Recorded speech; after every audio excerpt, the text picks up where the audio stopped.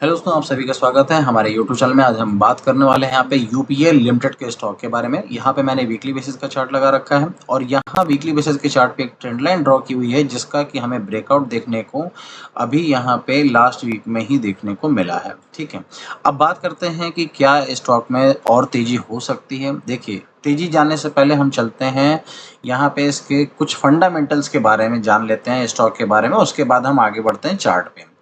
यहाँ पे देखिए, मैंने यूपीएल लिमिटेड का स्टॉक का चार्ट लगा रखा है, मतलब पूरा जो फंडामेंटल एनालिसिस है वो ओपन कर रखी है।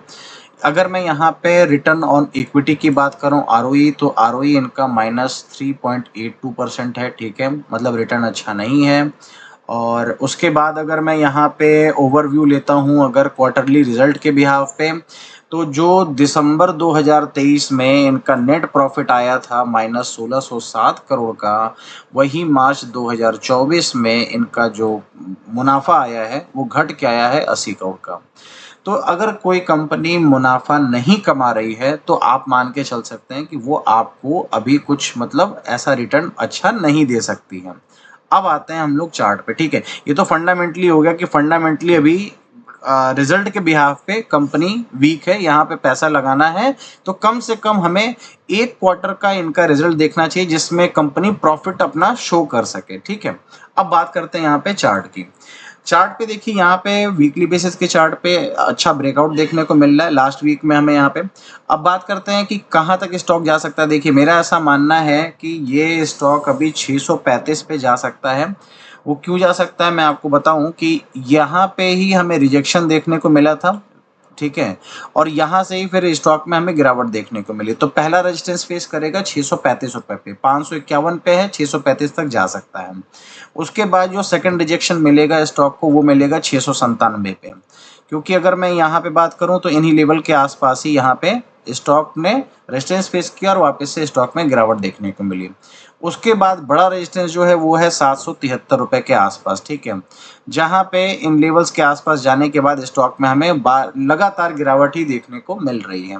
ठीक है, अब बात करते हैं, ये तो रिजेक्शन या टारगेट की बात कर लें या रेजिस्टेंस की बात हो गई हमारी, कि भाई 551 रुपए से जब स्टॉक ऊपर की तरफ चलेगा तो ये रेजिस्टेंस फेस करेगा, रिजेक्शन भी आ सकती है, प्रॉफिट बुकिंग हो सकती है और यही हमारे टारगेट भी बनते चले जाएंगे।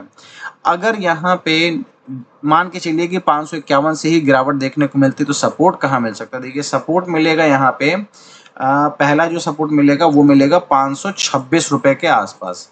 ठीक है, अगर कुछ पिछले हफ्तों की मैं बात करूं तो इन्हीं लेवल्स के आसपास मैंने देखा कि स्टॉक ने सपोर्ट लिया था और फिर वहां से हल्की तेजी देखने को मिली थी।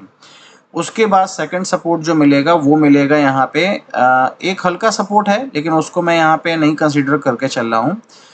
यहाँ पे जो सेकंड सपोर्ट होगा वो होगा करीब 488 रुपए के आसपास, जहाँ पे हमने देखा कि इन लेवल्स के आसपास ही स्टॉक ने सपोर्ट लिया है।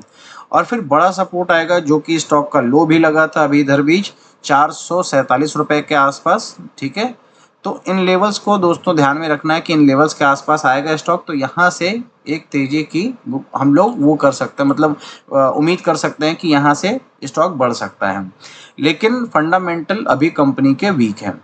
तो दोस्तों, ये मेरी एनालिसिस थी स्टॉक पे। अगर आप स्टॉक लेना चाहते हैं या बेचना चाहते हैं तो उससे पहले आप अपने फाइनेंशियल एडवाइज़र से पूछ के उसके बाद ही आप बाई या सेल की कोई भी राय इस स्टॉक में बनाएंगे, क्योंकि यहाँ पे कोई भी बाई या सेल की रिकमेंडेशन नहीं है। स्टॉक पे मेरी एनालिसिस कैसी लगी जरूर कमेंट सेक्शन में बताइएगा। आपकी कोई क्वेरी है तो भी आप कमेंट सेक्शन में कमेंट कर सकते हैं। अगर वीडियो अच्छी लगी हो तो लाइक शेयर और सब्सक्राइब जरूर कीजिएगा। आप सभी का वीडियो देखने के लिए बहुत बहुत धन्यवाद।